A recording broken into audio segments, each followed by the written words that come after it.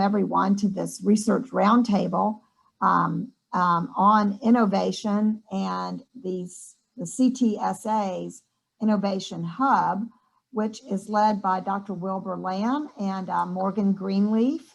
And they're going to tell us about this structure in the CTSA.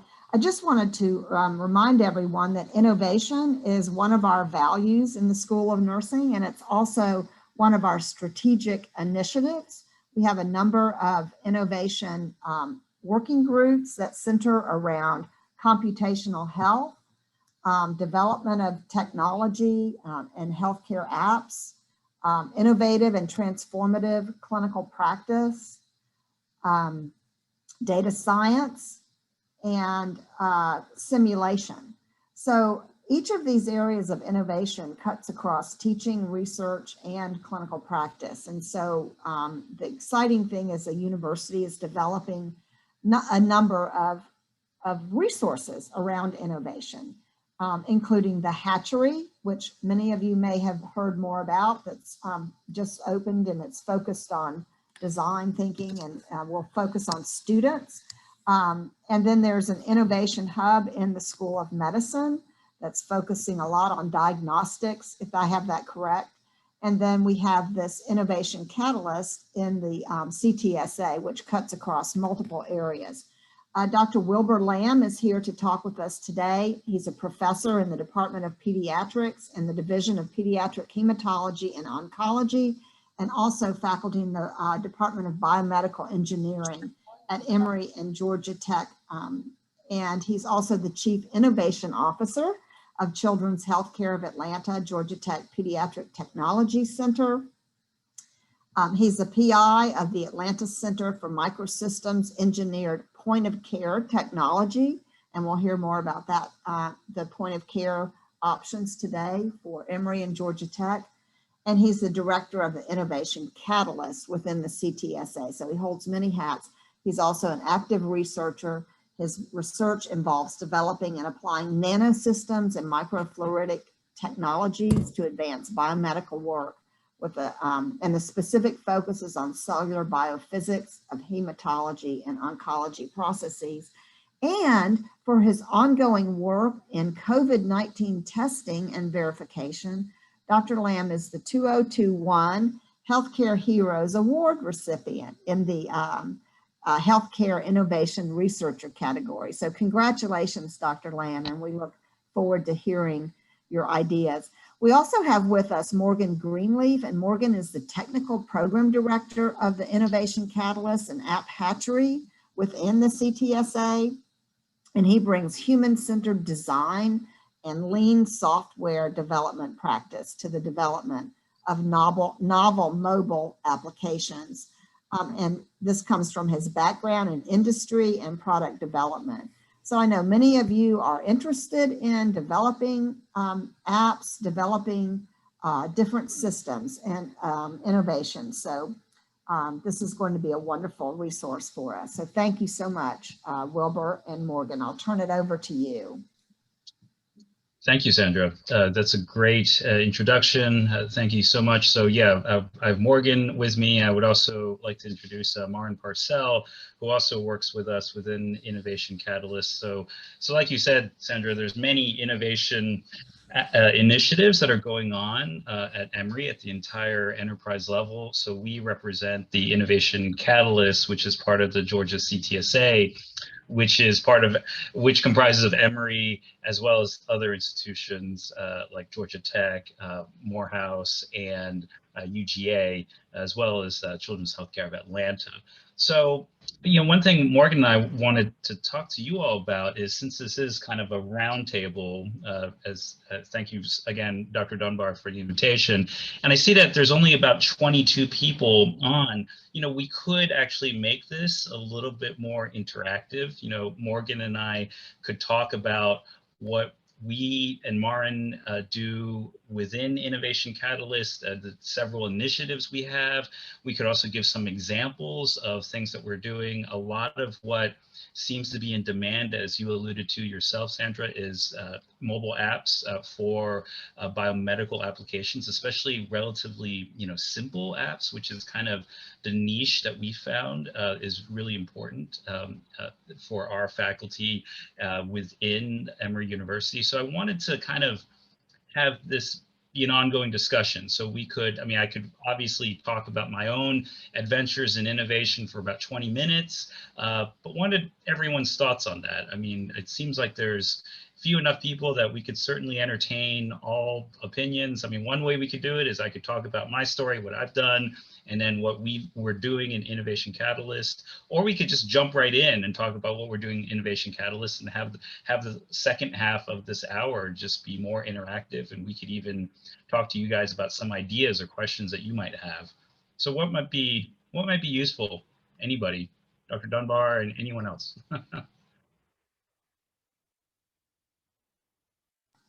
Yeah, I think knowing what things people could come to you for is going to be helpful. So we have people who are developing some apps. There's a couple who are not on here. There are people interested in apps.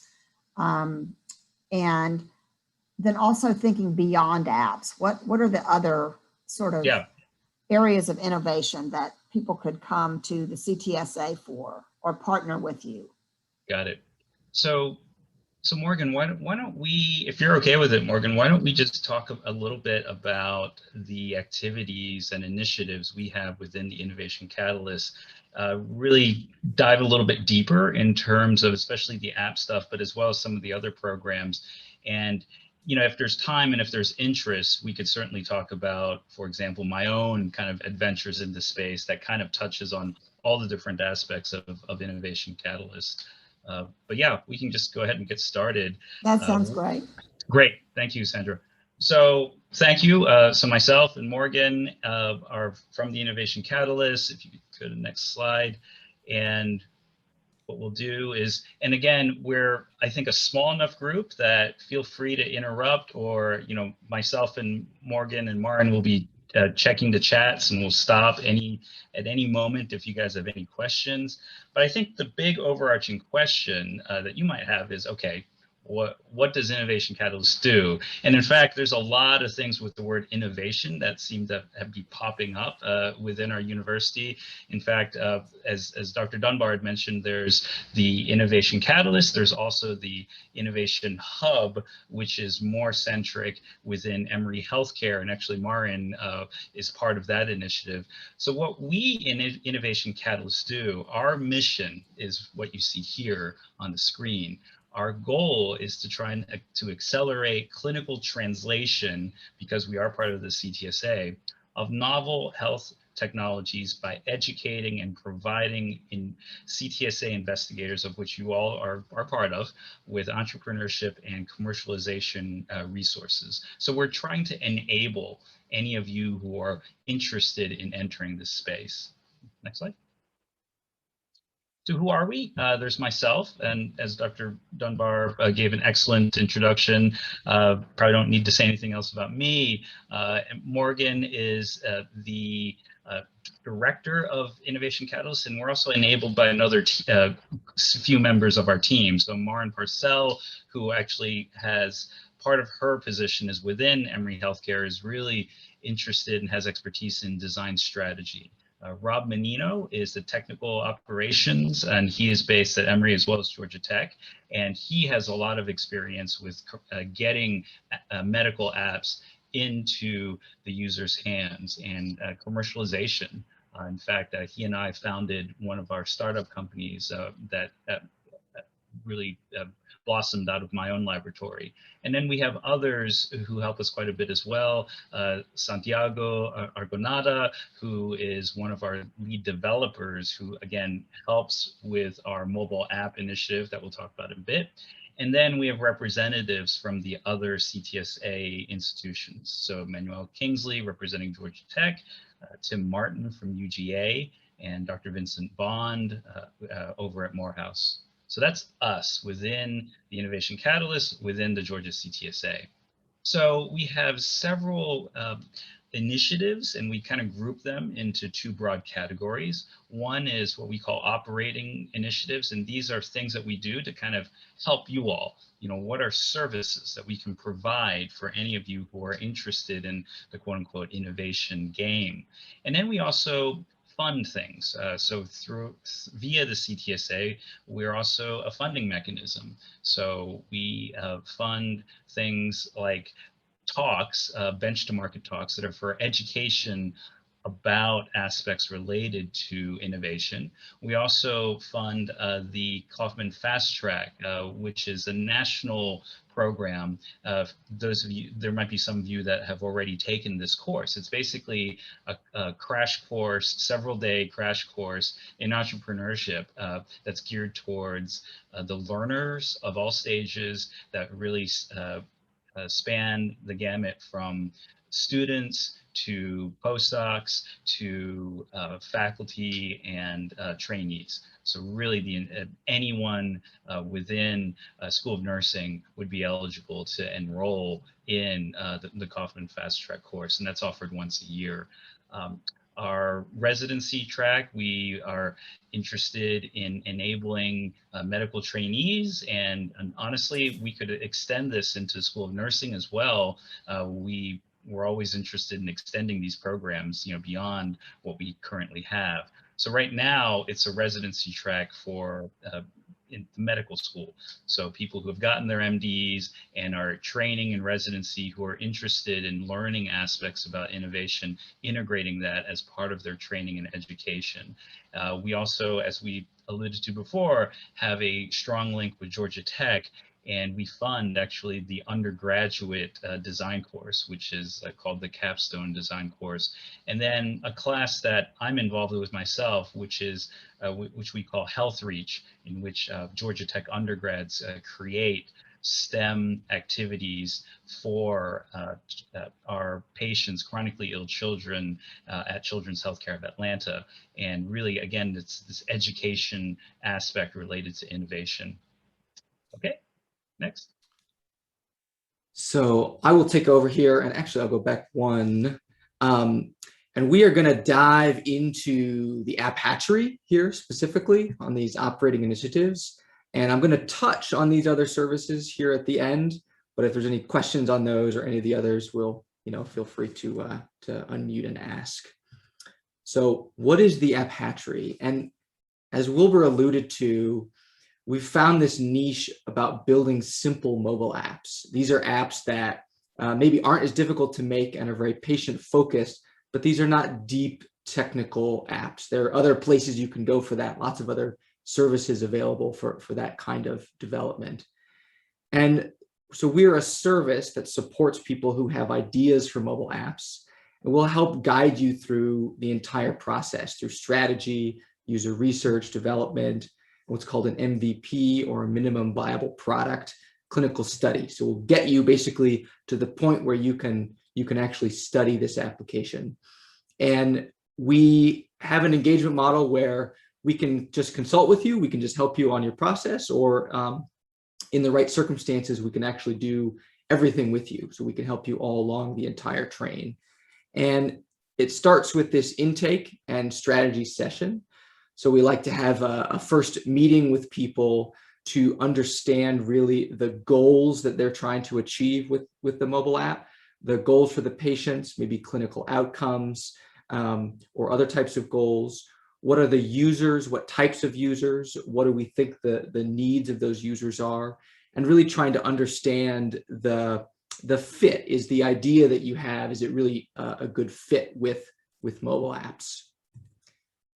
Then we'll dive into design and research, and this is where we spend a lot of time. The research is really market research, so looking at what's available out there on the market. And then we also do a lot of user research. So this is going out and talking to people and understanding what it is they're looking for in a mobile app. And then on the design side, which I'll go into later, it starts with low fidelity prototypes. So think sketches on a piece of paper. And then it increases in fidelity over time towards wireframes, clickable prototypes, and the whole idea is that you're designing incrementally over time. And then we have development, the hardest part, and we develop both for Android and iOS. And I should have mentioned before that everything that I've described here is funded by the NIH, except for one small part, which is the development. So everything here is free as a member of the CTSA, which everyone on the call is, but except for the development. And to tackle that problem, we have a number of different partnerships. So we have partnerships with students. So we have development that is free. We work with several different courses at Georgia Tech. We have some developers on staff that do development on a limited basis. And then we also have professional developers that we have a relationship with specifically at GTRI. And I'll talk a little bit more about the development later on. And then the final step here in the App Hatchery is the study itself. So we study mobile apps at Grady, at Children's, Emory, and at UGA, and we're open to other locations as well. And studying of mobile apps is its own kind of special, takes its own special skills. So we help you with that process as well.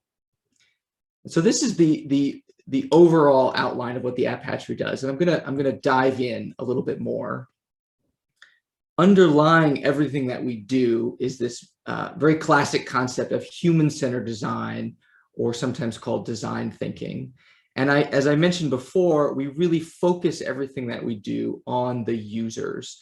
And so this image, if you've never seen it before, it starts on the left about understanding what users want and understanding the needs of users. So we see often people build mobile apps, people build tools, and they think people are going to love this, but they never actually talk to the people. And so the things are not successful. People don't want to use them. So we ground everything that we do in human-centered design, in understanding. And the other thing that I want you to notice about this graph is that each of these different phases of development here, as you move from left to right, they're all iterative. So you're moving as you develop the product, as you develop the mobile app, you're iterating as you go quickly. And so you're continually changing what you're doing and continuing to understand. And as you're going through this process, you're checking back with the user, you're empathizing with that user from the very beginning of the process. And so that underlies a lot of the work that we do in the App Hatchery. I think it's useful to talk about a specific example. So we have multiple, but I'm going to talk about one, which is called Hometown. And this is a mobile app that we have developed for cancer screening compliance, which is a really technical way to say that we are aiming to help families who have children who have these rare genetic predispositions to certain rare cancers, which you can see here on the left. And so we've developed this mobile app to help those families to manage and maintain the really complex screening protocols that are required for these different kinds of cancers. There might be, 10 or 15 different screening appointments that these families have to go to within any given year. And it could be really difficult for them to manage that process. And the goal clinically is, if you can maintain these screening protocols, then you can catch and identify any issues, in particular any cancers, earlier before they become a bigger problem. And so for this app, I'm just going to whiz all the way through this. We've gone through a bunch of different steps that I'm going to step through in a little bit more detail here. We've gone through this design strategy. We've talked to users. We've developed wireframes. We've helped with the IRB submission and done the development itself. And I want to illuminate this app by going through a little bit deeper into that process. And it starts with the users. So the team interviewed parents who are managing these predispositions, and we interview them. We did this over Zoom, as you can see. And the whole goal is to gather insights about their experience. So what is it about managing their care that is a problem for them. And we're drawing out insights about what a digital tool, in that case, we didn't know what it was going to be yet, what should that tool do in order to help them manage that care. And so it really starts with this process of interviewing and understanding these parents. And on the left here, you see something that's called an affinity diagram, which is just a fancy phrase for putting all your ideas on a big board and then kind of synthesizing and summarizing and sort of leveling up the ideas of what people are saying into themes that you can actually design for. So these are things like stress-inducing, sort of understanding that people are doing a lot of self-research. They want a process that's really easy. So that all of those themes bubble up and turn into features that you're actually going to build for a mobile app. The next step along that process, so now we have some themes, we have some ideas, is creating prototypes or mock-ups. And in the parlance of mobile app, this is a wireframe. And it just means this is an example of what the screen might look like. And you build these very iteratively, very quickly, using a number of different tools. And so you build them, and they're just design files. They're just images on a screen, and you can discuss them and sort of create them quickly and understand them. And so you do all of this before you actually do any development, because it's a lot easier to change an image on a screen than to change it in a mobile app itself. That's the second step. So the team built a number of these wireframes for this app called Hometown. And then you actually do the development. So after we had these wireframes, we created, with our partners at GTRI, both an Android and an iOS version of this mobile app, which we call Hometown. And I should mention it's called Hometown because it takes a whole, sort of the whole home to care for these children. It took many different people to manage the scheduling, to manage all the contacts and all the details for these children. And at this stage, we have a working prototype, what we call a minimum viable product, or an MVP. And now we can take it back to the family. So you'll notice this is actually the same family that we interviewed previously. And so now we can get them to download the app on their phone. We can have them go through this process. And now we're touching back with them, just as we did in that human-centered design diagram. We're reaching back to that initial user to get their feedback. And so we were trying to understand what we had built was working for them, what was not working for them, were there big issues that we hadn't considered.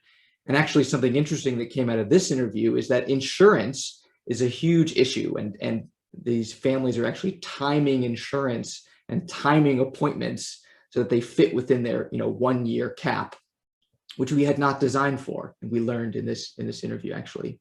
So that's the actual development. I will pause there just for a second. Anyone have questions on all this app development process?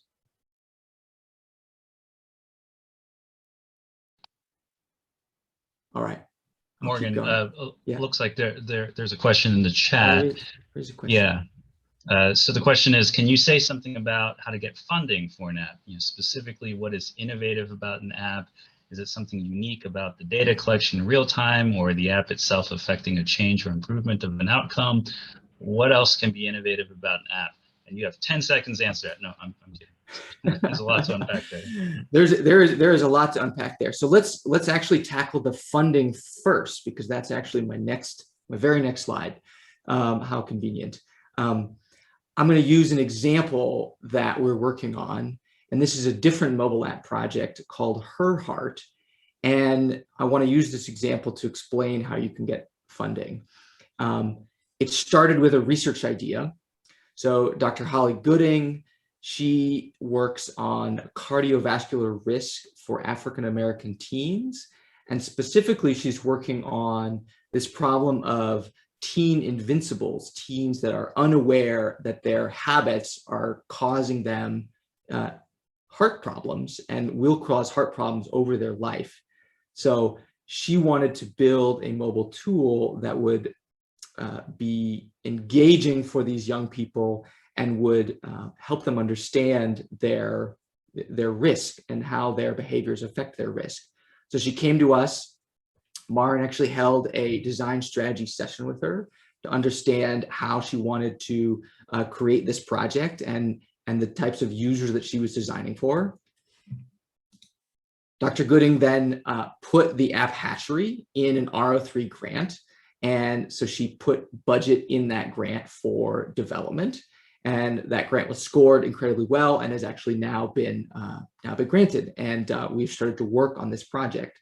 So we're now in the design and development phase where we're providing this design and sort of program management aspect in kind, as I mentioned, provided by the NIH, where the grant funding is going to support the actual software development and the code development for this mobile app that is yet to be designed. We're working on this right now.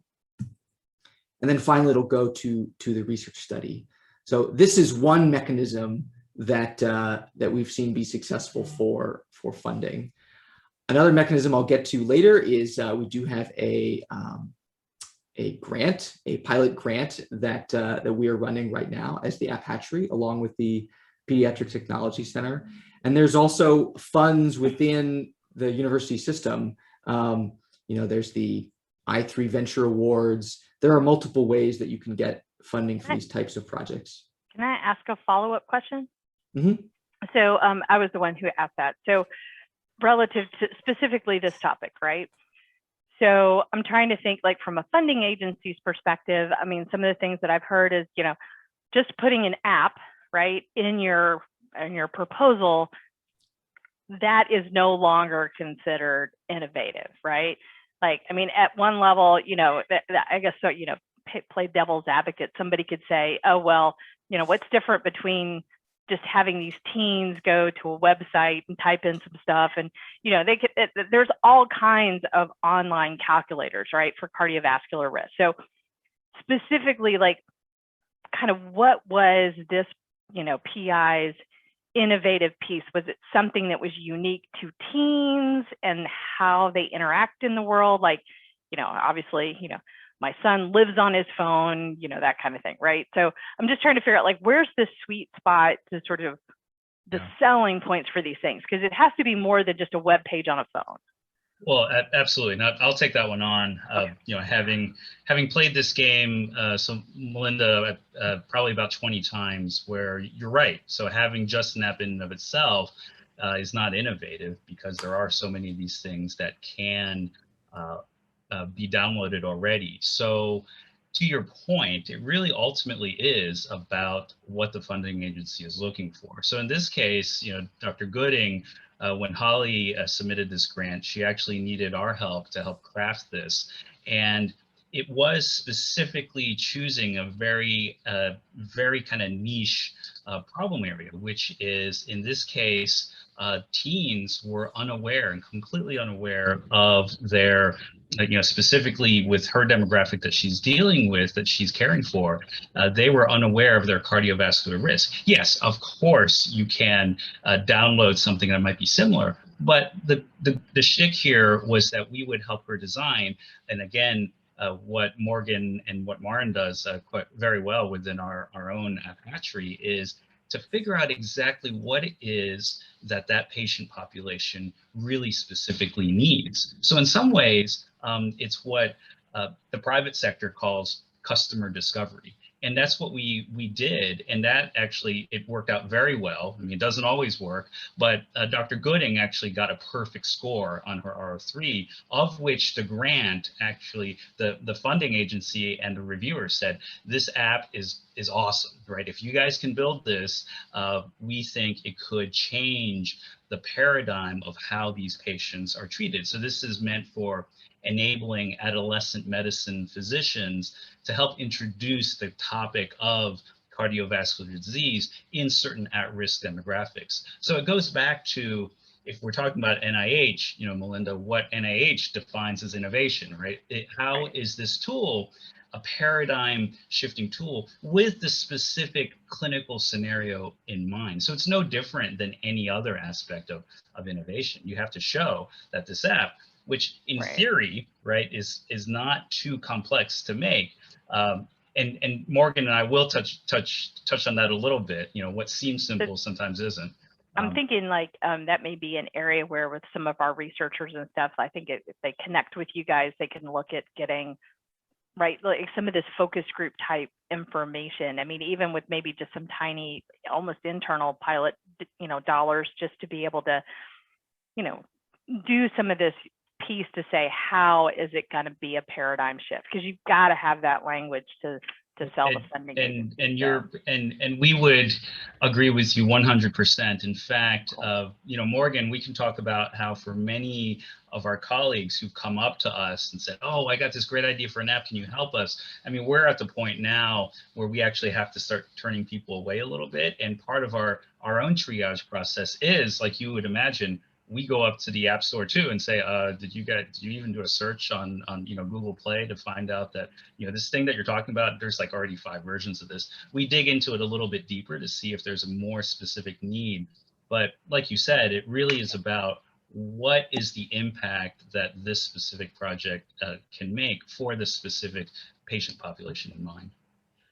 Yeah, and if I could add something, so I'm actually working on this project right now, and what's interesting within sort of, you know, design thinking, methodology and process, you know, it's very iterative, right? We keep going back, we optimize, and there is a question right now: is a mobile app the best solution, or should it be some digital tool on a tablet in the clinic? Right? We have a captive audience. Maybe it would be better to have them fill out, you know, information on a tablet in the office. And so right now we're working through the details of that. So again, you know, I think starting off, understanding what the need set is, interviewing, you know, your either your patient group or whatever your user group is going to be, to understand sort of their underlying needs, and then being flexible enough to iterate around that to really optimize to meet their specific need is really what design thinking methodology is about. Because the last thing you want to do is spend a tremendous amount of time, money, and resources developing something that nobody is going to use. Yeah, thank you, Maureen. So to kind of at least wrap up this part of the Q&A, which is an important one, of funding, one thing that we found is very helpful is basically writing grants with you, right? Which we could do some preliminary interviewing to help you guys figure out exactly what problem can be solved with an app. And we could do this kind of groundwork in the beginning. You guys could actually incorporate what we do within the app, within the grant, excuse me. And it could be a win-win because, you know, as Morgan alluded to, the development of this stuff is actually not cheap. So what Dr. Gooding did is actually included our services as part of her grant. So basically co-grant writing with you all is one potential avenue. Obviously, you know, there's no guarantee you'll get a grant, and a granting timeline is obviously, you know, a long game process, right? From start to finish, as you all know, with NIH, submission of a grant to best case scenario, if you get funded, can be a year. So it's really thinking with that timeline in mind. So Morgan, we'll turn it back over to you, unless you think we didn't answer any.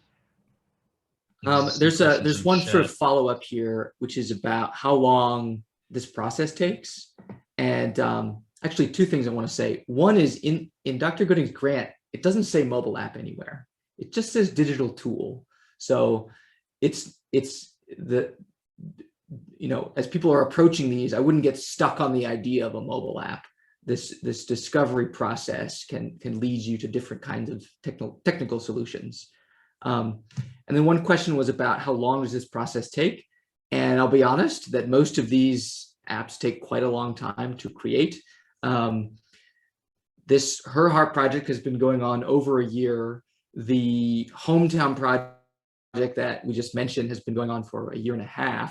And it, a lot of that time is waiting. So a lot of it is not active development, I'll be honest. The actual active development part can be relatively short, something on the order of 2 to 3 months for these projects. But there's that iterative process does take time. And I wanted to be clear about that. And then the question about CTSA charging for the services, I would say come talk to me. We don't have like a set rate card for these kinds of things because it's different for every single project. So it's something that we would create sort of bespoke. Right. We're not a core, so to speak. We're here to help, and I think, as Morgan kind of said, we take everything on a case-by-case basis. Some projects already had funding built in. Some projects have zero funding, which is more typical, and some are somewhere in between. So yeah, come talk to us. Yeah. But we do like it if you come with funding, especially. we do not mind. We do not mind. We do not mind. But many projects we work on also do not have funding. So it's both. So as I mentioned, our support does range. So we have some projects like a project called Serve, where we're providing everything. So we did the design, we did the development. We're actually helping with the recruitment for this particular app. And this is working on post-surgery recovery at Grady as patients come out of trauma surgery and they come back to the trauma clinic. So that's sort of full end-to-end, and there was some funding attached to that project. Versus another project, which was called TIME, Trauma-Informed Medicine Education, where an investigator had a mobile app already and just wanted help assessing what she had and understanding the design and the limitations of that design. So we helped her with that sort of small piece of the development. And so we have a number of different projects that range between simple consultation. Some of these, all we've done is help co-write the grant, as Wilbur mentioned, and some of them we're actually helping sort of end to end. And I'll just touch on one question from earlier. I forgot the name of the person who asked, but there's kind of two kinds of digital app interventions. There's these simple versions where it's a lot about patient education and a lot about sort of patient engagement. So many apps that we see and many requests we see have that kind of style. And then there's another kind of app altogether, which is where the app is the intervention. It's much more direct and much deeper from a technology standpoint. So one app that we're working on related to that is called Hamlet in the lower right here. This is actually using cameras to measure the tuberculin skin response for tuberculosis tests, for TB tests. And so that's a much more direct use of mobile app technology. So there's really sort of two kinds as you think about different ideas. And as I mentioned, we do have a seed grant open. It's a $50,000 seed grant that's jointly run by the App Hatchery and by the Pediatric Technology Center. It does have to have something to do with pediatrics, but you can scan this little QR code or go to this website. We can distribute these slides afterward. And that is due July 16th if you're interested in applying for that.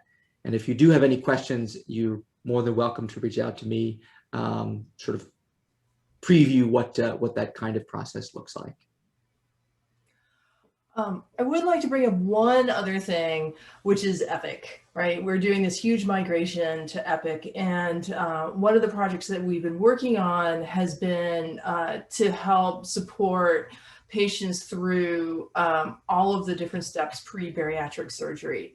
And we were looking at patient engagement platforms. We did an analysis of the patient journey. This was all sort of in this early design strategy portion, discovery of the project. And we had evaluated, I think there were 6 different platforms, and then looked at functionality that Epic provided.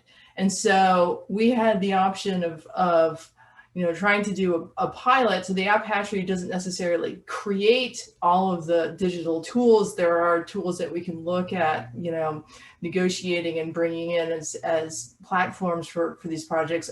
But what happened is that Epic ended up having a lot of the functionality that the patients needed and also the support staff needed in order to get these patients through their patient journey to get them to the surgery.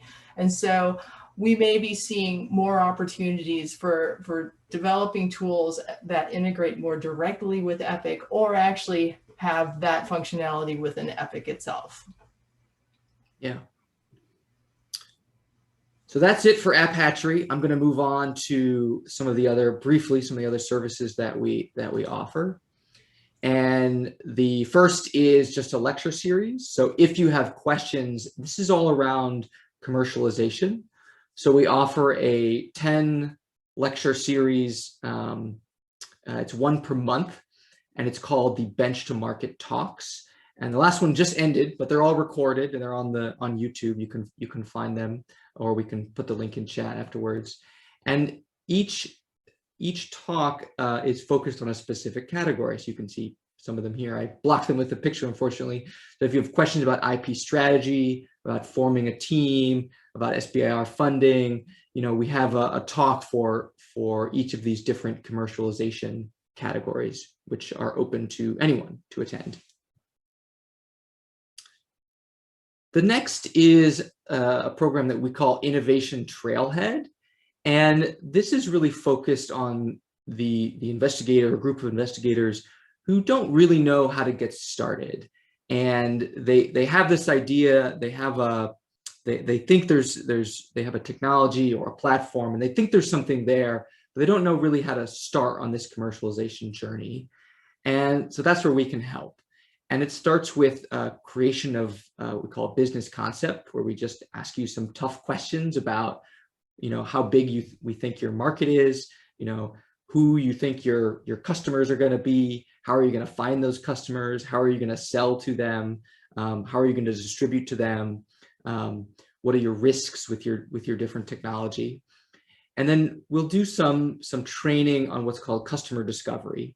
And this is a very common type of training, but it's really aimed at for the person who's really just starting out on the commercialization journey. And then we'll give you some homework to go out and try to understand the market and the customer for whatever commercialization venture that you're trying to go on.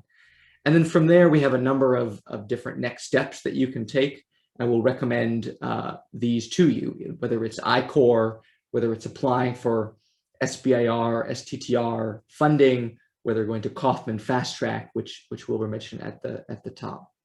And so if you don't really know how to get started, we can help you sort of get going on your commercialization journey. Thanks, Morgan. So I'll just add and augment to that. So this applies to any biomedical innovation. And what we found is that there's a need here within our Emory ecosystem, because there are some existing mechanisms that can help investigators who have kind of more mature technologies that have already kind of moved through several stages of proof of concept. For example, the Biolocity program, which you might have heard about, which is their goal is to actually fund and accelerate novel biomedical innovations. But by definition, those are already kind of beyond a few steps than what many investigators are, which is really at step 0, which is, well, I have an idea, or maybe I just published a paper, or maybe I'm starting to make this discovery in my own laboratory, in my own research group. Is there any commercialization potential for that, for my discovery, for my invention? And here's where we can help. We can help you answer that question and help you decide to move forward, if at all. So it's really meant for true early stage inventions and biomedical innovations. Yeah, thanks, Wilbur. The next is SBIR and STTR support under the heading of Biz Grants.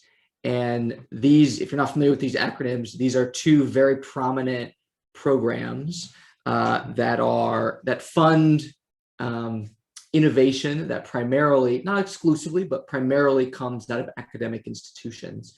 And these are specifically non-dilutive funds, so essentially grants for academic research to be commercialized and to be turned into what the government calls a small business concern, and to be put out into the world. It's the government's attempt to get the things that they fund within universities out to actual customers. And what Wilbur has collected is a group of faculty and other staff within our 4 partner CTSA institutions who've previously won SBIR or STTR awards. And what we do is we'll match you with one of these investigators, and they'll do a peer review with you. So basically, if you have a grant that is half written or you need some advice on how to get started, they will provide a peer service. You still have to write most of it, but they will help you and guide you in that process. And then we do also have an expert consultation, which is just getting off the ground, so I won't mention too much more about that. And then we'll also help actually submit the SBIR and STTR. And then the final thing is we are going to hold a specific grant writing workshop later in the year. I think it's in November is when it's scheduled. And you can look out for that if you want to attend and learn more about that in a much more rigorous way. Mm-hmm. Thanks, Morgan. So I'll add a couple of things. So those of you who aren't familiar with these grant mechanisms, SBIR, STTR, they're all funded by federal agencies, including the NIH. In fact, the NIH IC that many of you all likely are involved with or applied to is the NINR, and they are certainly one of the ICs within the NIH that funds SBIRs, STTRs. Now, the one thing about these grants is you do need to have a collaborative or collaboration with a company, and sometimes these companies are formed specifically just to apply for SBIRs, STTRs, and we can even help you with those questions as well and help you with those strategies. One thing about these grants is that the pay lines tend to be a little bit better than typical R grants. So I've experienced this myself. All of my grants go through the NHLBI of the NIH. And the difference between a pay line for an SBIR, especially an early phase one, compared to a typical R1 grant is like several times. So it's very interesting. Congress always has bipartisan support for these types of grants. So it's one of those rare times that actually occurs. So there's always things that are worth thinking about as an investigator who may have some type of idea related to innovation. Awesome. Thanks, Morgan. Go ahead. And last but not least, if you do not know where to start on regulatory approval, we have a program called Reg Roadmap, and it starts with, it's a self-fulfilled, we have a video series that you can watch, and it will guide you in the creation of a regulatory strategy for your technology. And in particular, it dives into the 510K, the FDA's 510K pathway, which is an incredibly common regulatory pathway. And even specifically within that, we talk about healthcare IT or digital health types of technologies and how those get regulatory approval, which is a changing target over the last few years. So if you're curious about that, you can watch those videos on our website. And then if you do end up creating a regulatory strategy and you want some additional consultation, we can provide that. And you can come and talk to us about your strategy. We can give you guidance based on our own experience. And if you need specific IND and IDE support or submissions to the FDA, and if you need those, you need those, then we refer you over to the experts over in our sister organization within the CTSA called Regulatory Knowledge and Support, which is RKS. And that is it for our presentation. Thank you, everyone. Great. Thank you, Morgan. So it looks like there's a question in the chat about, can we provide help with hiring a programmer for a project? Oh boy, that's an interesting question. Yes, we do not know any specific programmers. There are the programmers that we hire tend to be Georgia Tech graduate students. And if you want to unmute, actually, we can probably help you live.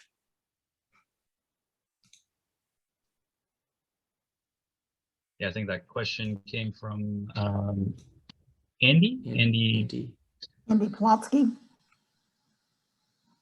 Yeah, is there any any specific question regarding hiring a programmer, one thing we are facing right now is these developers, and this is even from my own personal experience with my own startup companies. Developers are actually very hard to hire right now, especially in this economy where they're in very high demand, as many people who are trying to hire are attesting to.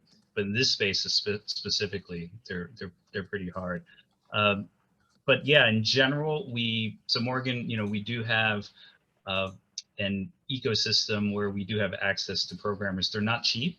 A lot of times if we want professional programmers, we work with GTRI, especially if we have some funding in place.